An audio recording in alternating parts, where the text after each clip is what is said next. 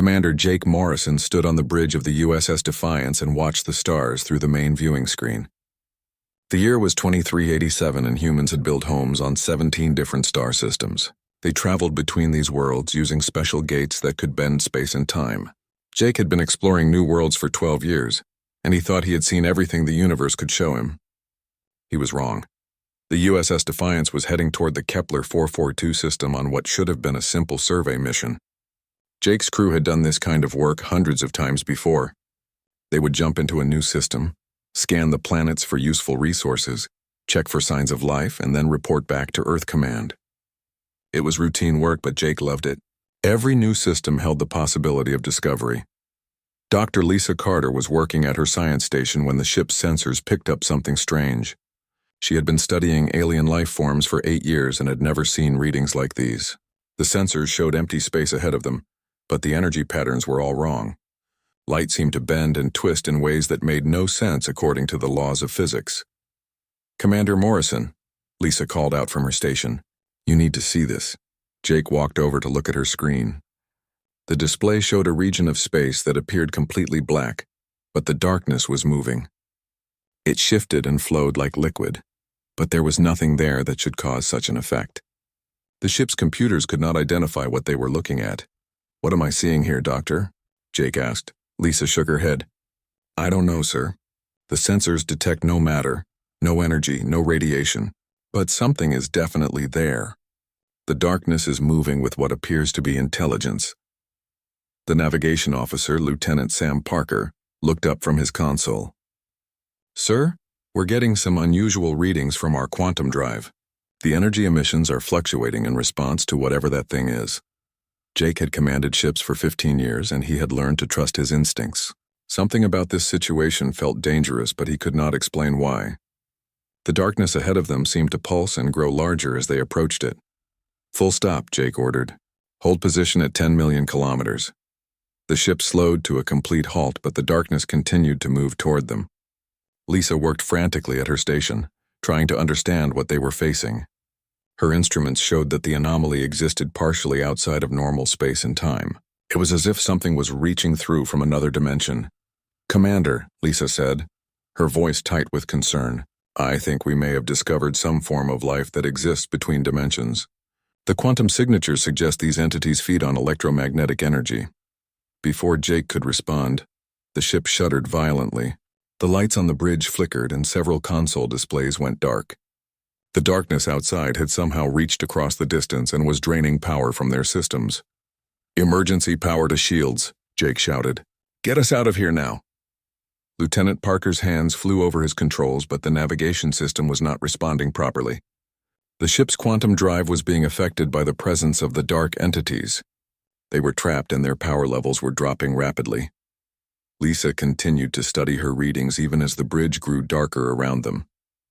"Sir, I'm detecting massive movement throughout this entire region of space."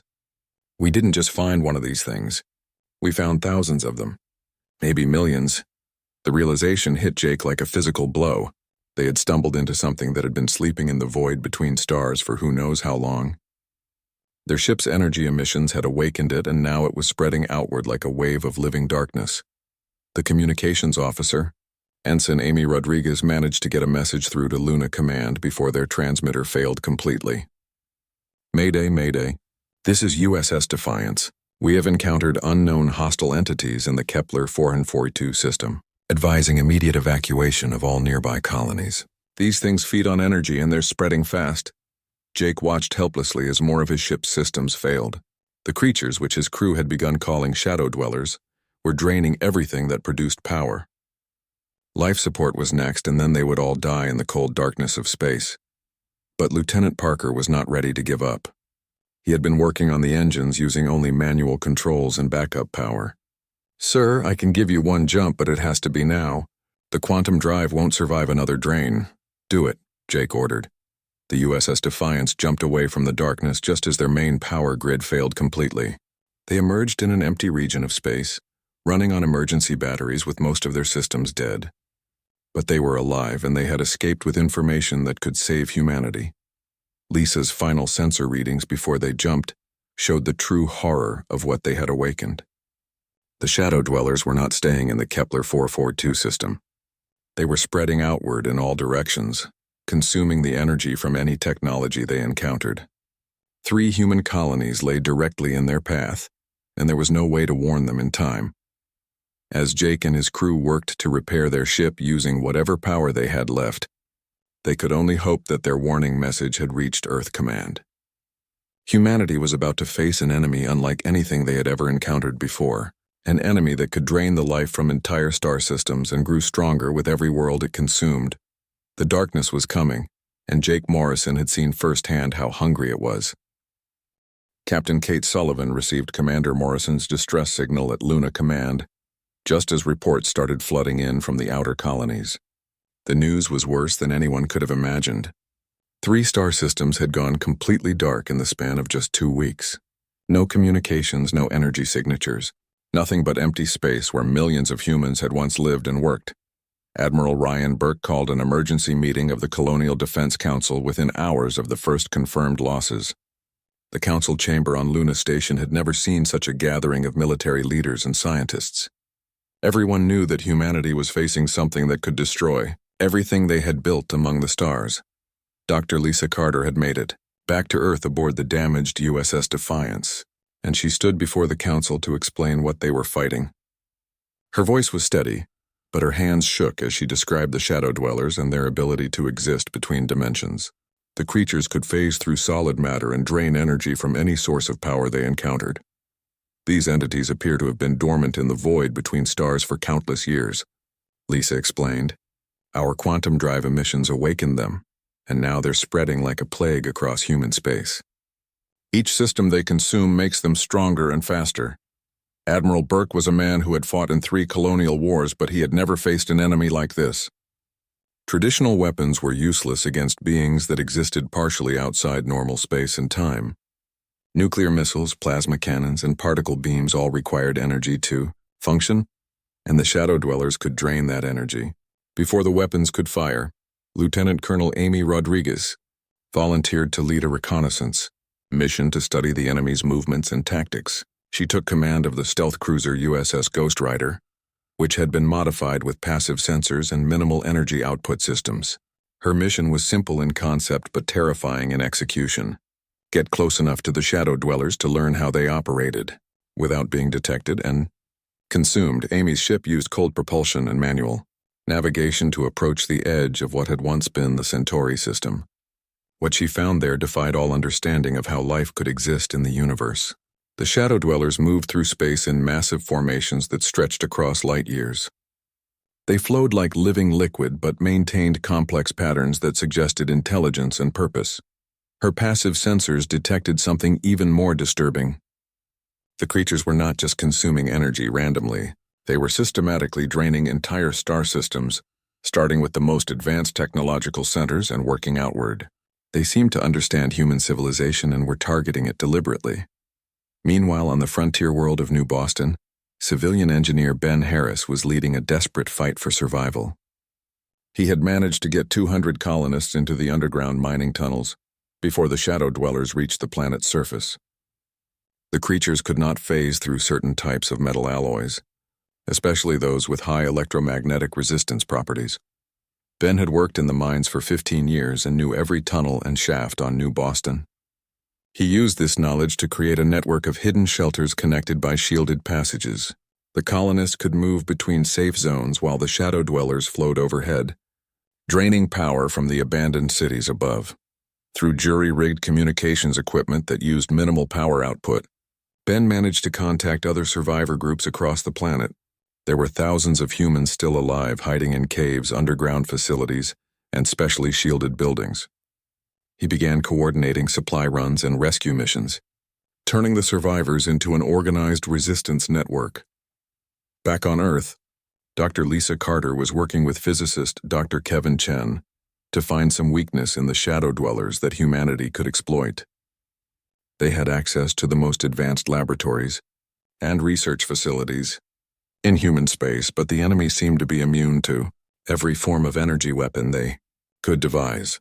The breakthrough came when Kevin noticed something odd in the quantum signature analysis. The Shadow Dwellers showed a specific vulnerability to quantum-entangled photons at certain frequencies. These particles existed in multiple dimensions simultaneously and could potentially disrupt the creature's ability to phase between normal space and their home dimension. But creating weapons that used quantum-entangled photons would require technology that humanity had never built before. The power requirements alone would need the combined industrial output of every human colony. Even if they could build such weapons, they would need time that they did not have. Admiral Burke faced the hardest decision of his military career. The Shadow Dwellers were consuming one star system every few days and moving steadily toward Earth's solar system. He could try to fight them at every colony and lose everything, or he could pull back all human forces to make a stand at humanity's home system. The evacuation order went out across all remaining human colonies. Millions of people abandoned their homes and businesses to flee toward Earth in whatever ships they could find. Admiral Burke knew he was condemning the colonists who could not escape in time, but it was the only way to save the human species from complete extinction. As the massive evacuation fleet streamed toward Earth, they brought with them horrifying stories of entire worlds being consumed by living darkness. Survivors described how the Shadow Dwellers would flow across planetary surfaces like black water, draining power from every artificial device and leaving only cold, dead rock behind.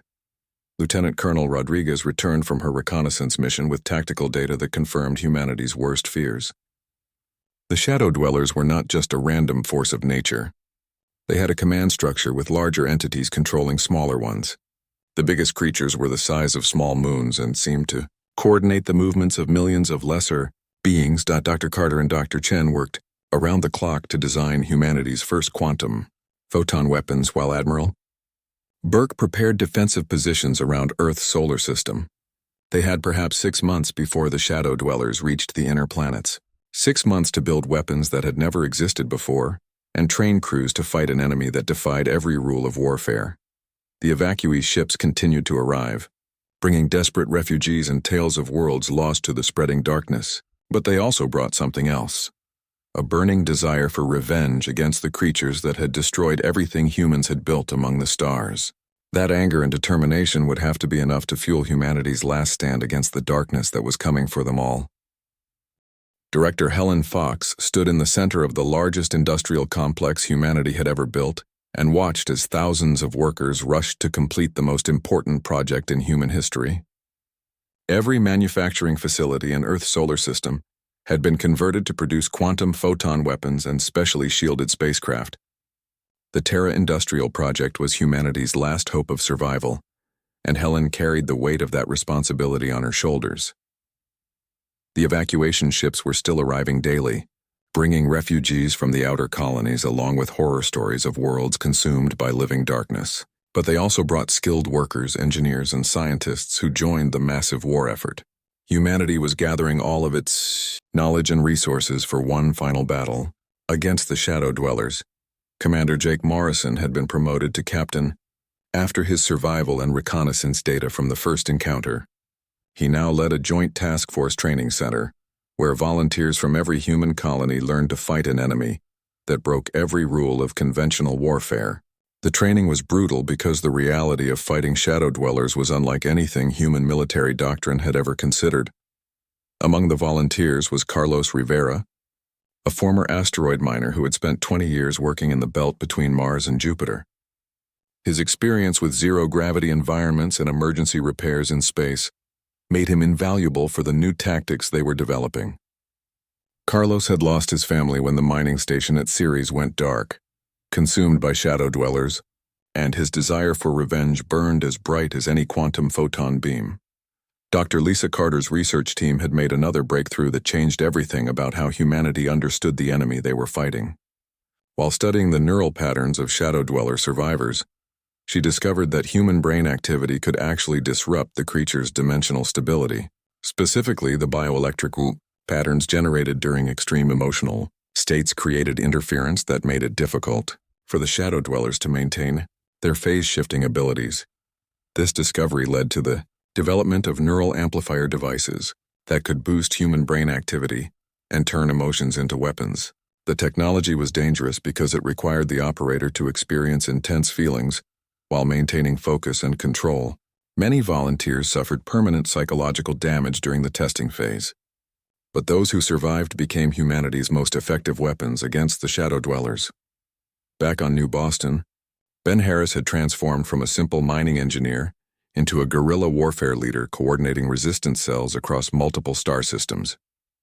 The underground network he had built on his homeworld had become a model for survivor groups throughout human space. They used primitive but effective light-based weapons and hit-and-run tactics to harass Shadow Dweller formations. Ben's reports provided crucial intelligence about enemy behavior patterns and weaknesses. He had observed that the Shadow Dwellers had a clear hierarchy with massive entities controlling groups of smaller ones. The larger creatures seemed to coordinate attacks and resource distribution among their subordinates. If humanity could find a way to target these command entities, they might be able to disrupt entire Shadow Dweller formations. The information Ben gathered also revealed that Shadow Dwellers avoided certain types of energy signatures. Natural light sources like stars and planets with active volcanic systems seemed to make them uncomfortable, though not enough to stop their advance. However, concentrated artificial light combined with specific quantum frequencies could actually cause them pain and force them to retreat. Captain Morrison used this intelligence to develop new tactical approaches for the Lightbringers, as his volunteers had begun calling themselves. They practiced coordinated attacks using quantum photon weapons, while neural amplifier operators projected focused emotional energy at enemy formations.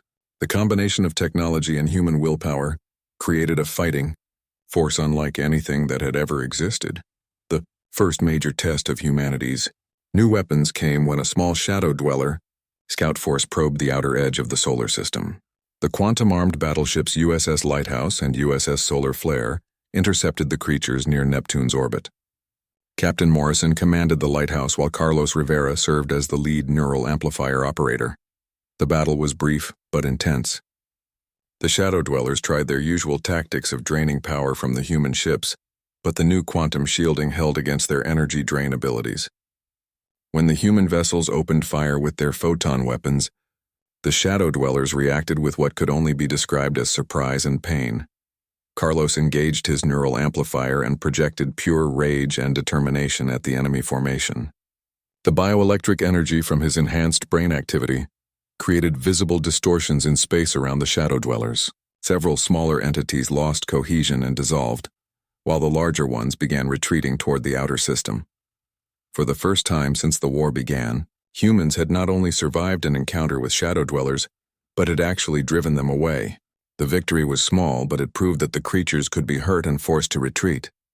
Word of the success spread throughout the fleet and gave hope to millions of refugees who had thought humanity was doomed. Dr. Carter continued her research aboard the USS Aurora, the new flagship of humanity's defense fleet. She was working to understand why human neural activity affected the Shadow Dwellers so strongly. Her preliminary theory suggested that the creatures existed in a dimension where thought and emotion had physical properties. Human consciousness might be naturally opposed to the Shadow Dwellers' dimensional nature. Helen Fox used the momentum from the first victory to push production even harder. New quantum weapons rolled off the assembly lines daily, while more volunteers signed up for neural amplifier training. The industrial complex had become a city of purpose where every person worked toward the single goal of humanity's survival. Ben Harris received word of the victory through the resistance communication network and used it to inspire his fighters across the frontier. Small groups began launching coordinated attacks against isolated Shadow Dweller formations, using improvised light weapons and neural disruption fields. They could not win major battles, but they were proving that humans would never stop fighting. As more evacuation ships arrived and the defense fleet grew stronger, Admiral Burke began planning for humanity's first major offensive operation. Intelligence suggested that the Shadow Dwellers had a primary staging area somewhere in the direction of the galactic core where they were gathering for a final assault on Earth's solar system.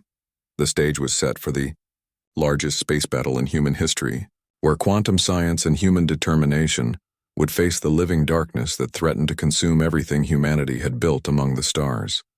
Admiral Ryan Burke stood in the command center of Luna Station and gave the order that would either save humanity or doom it to extinction. Operation Daybreak was the largest military offensive in human history, with 50 quantum-armed vessels preparing to jump directly into the heart of Shadow Dweller territory. Intelligence reports suggested the enemy had built some kind of processing facility around the star system that had once been home to the Proxima colony. Captain Jake Morrison commanded the flagship USS Aurora as the human fleet prepared for their jump into enemy space. The ship carried the most advanced quantum photon weapons humanity could build, along with a crew of neural amplifier operators led by Dr. Lisa Carter herself. Every person aboard knew they might not survive the mission, but they also knew that failure meant the end of human civilization. The fleet jumped as one unit, emerging in a star system that had been completely transformed by the Shadow Dwellers.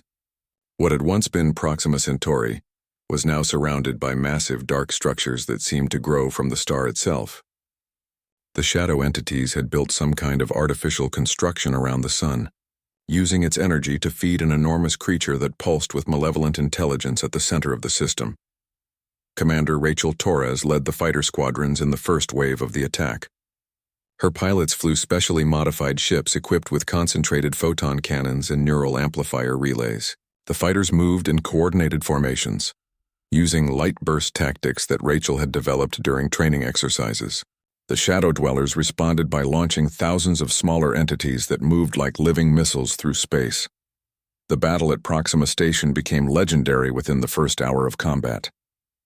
Rachel's pilots engaged in the first successful dogfights against Shadow Dweller entities, using their neural amplifiers to project focused emotions while firing quantum weapons. The strain on the pilots was enormous as their amplified feelings became literal weapons, but they held their formations and protected the larger vessels.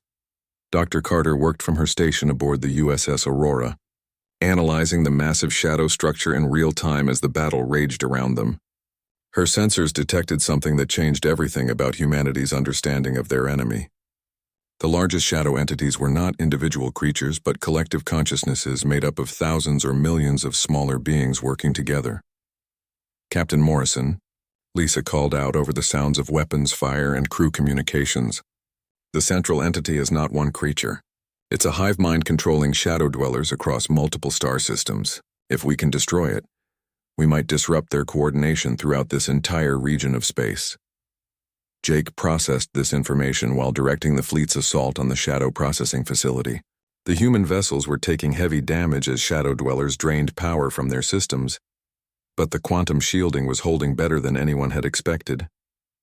The new technology was working, but they needed to strike at the heart of the enemy formation before their defenses failed completely. Carlos Rivera, now serving as the Aurora's lead neural amplifier operator, pushed his enhanced consciousness to its limits as he projected human determination and fury at the massive Shadow Mother entity. The bioelectric energy from his brain created visible distortions in space that seemed to cause the creature physical pain. Other neural operators throughout the fleet joined their mental energy with his, creating a combined assault of human willpower against alien darkness. Meanwhile, across human space, Ben Harris had become something more than a resistance leader. The underground networks he had established were now coordinating simultaneous attacks against Shadow Dweller positions on dozens of worlds. His success in liberating the mining world of New Denver had proven that the creatures could be beaten through coordinated action combining orbital strikes with ground-based neural disruption fields. Ben's tactics had evolved far beyond simple survival. He now led teams of volunteers who used improvised light cannons and neural amplifiers to clear shadow dwellers from entire settlements. The liberation of New Denver required 3 days of continuous fighting, but when it was over, humans once again walked freely on a world that had been consumed by darkness. Back at Proxima Station, the main battle reached its climax as Captain Morrison led the Aurora and 5 other heavy cruisers in a direct assault on the Shadow Mother entity. The creature was massive beyond comprehension, easily the size of Earth's moon, and it pulsed with energy drawn from the captured star. Destroying it would require getting close enough to target its core while surviving the defensive swarms of smaller shadow dwellers. Rachel Torres and her fighter squadrons cleared a path through the enemy defenses, sacrificing their own ships to create openings for the larger vessels. Her pilots pushed their neural amplifiers beyond safe limits, using their own life force as weapons against the shadow entities. Many did not survive the battle, but their sacrifice allowed the main fleet to reach striking distance of the Shadow Mother. Dr. Carter discovered that the massive entity had a specific vulnerability at its core, where all the smaller shadow dwellers connected to share information and energy. If they could strike that central nexus with enough concentrated quantum photon energy, while simultaneously disrupting it with neural amplifiers, they might be able to destroy the entire collective consciousness. The USS Aurora led the final assault with Jake Morrison coordinating attacks from 6 different vessels, while Carlos Rivera and his neural operators projected the combined willpower of the entire human fleet at the Shadow Mother's core. The creature fought back with waves of smaller entities and energy drains that brought several human ships to the edge of system failure. But human determination proved stronger than alien darkness. The concentrated quantum photon barrage combined with focused neural energy disrupted the Shadow Mother's dimensional matrix and caused it to lose cohesion. The massive entity began dissolving as its component shadow dwellers lost their connection to the collective consciousness. The destruction of the Shadow Mother had an immediate effect throughout the local region of space. Shadow dwellers across dozens of star systems suddenly became disorganized and confused as their central coordination disappeared. Some formations broke apart completely while others retreated toward unknown regions of space beyond human territory. As the human fleet regrouped and counted their losses, Dr. Carter made another crucial discovery. The Shadow Mother's death had revealed the location of similar entities in other parts of the galaxy. Humanity now had targets for future operations and the knowledge that these creatures could be defeated through the combination of advanced technology and human willpower. The victory at Proxima Station cost humanity 20 ships and hundreds of lives, but it proved that the Shadow Dwellers were not invincible. For the first time since the war began, humans had struck a decisive blow against their enemy and taken back territory that had been lost to the darkness.